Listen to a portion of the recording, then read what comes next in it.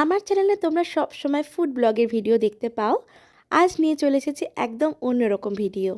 স্কুলে exhibition purpose বানানো হয়েছিল গ্যাস বেলুন, তারই একটা ছোট্ট ক্লিপস তোমাদের সাথে শেয়ার করছি।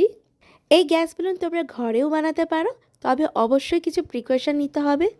প্রথমেই নিয়েছিলাম একটা রাউন্ড বটম ফ্লাস্ক, তার মধ্যে জল ঢেলে নিয়েছিলাম। এর সাথে অ্যাড করেছিলাম পর্যাপ্ত পরিমাণে সোডিয়াম হাইড্রোক্সাইড বা NaOH। এটা ইউজ করার সময় অবশ্যই গ্লাভস বা স্পুন ইউজ করতে হবে, কারণ এটা কিন্তু হাতে লাগলে মেল্ট হয়ে যাচ্ছে আর প্রচণ্ড গরম হয়ে যায়। তোমরা এর বদলে বাড়িতে ওয়াশরুম ক্লিনজার পাউডারও ইউজ করতে পারো। সোডিয়াম হাইড্রোক্সাইড জলে পড়ার সাথে সাথেই মেল্ট করতে শুরু করে। তারপরে অ্যাড করেছিলাম অ্যালুমিনিয়াম ফয়েলের কিছু পিসেস। অ্যালুমিনিয়াম ফয়েলের বেশি দাম হয় না আর খুবই সহজলভ্য, তাই তোমরা বেশি পরিমাণে এইটা ইউজ করতে পারো। তাতে হাইড্রোজেন গ্যাস খুব বেশি পরিমাণে উৎপন্ন হবে।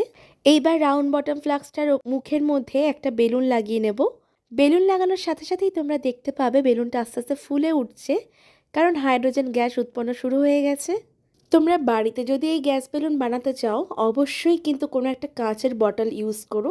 প্লাস্টিক বটল একদম ইউজ করো না, কারণ এই রিয়াকশানটাতে কিন্তু প্রচুর হিট উৎপন্ন হয়, একদম বটলসগুলো গরম করে দেবে।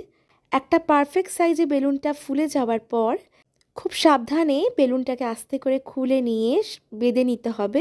তারপর এটা উড়িয়ে দেখো, দেখবে এটা খুব সুন্দরভাবে উড়ছে, একদম সিলিংয়ে গিয়ে টাচ করছে।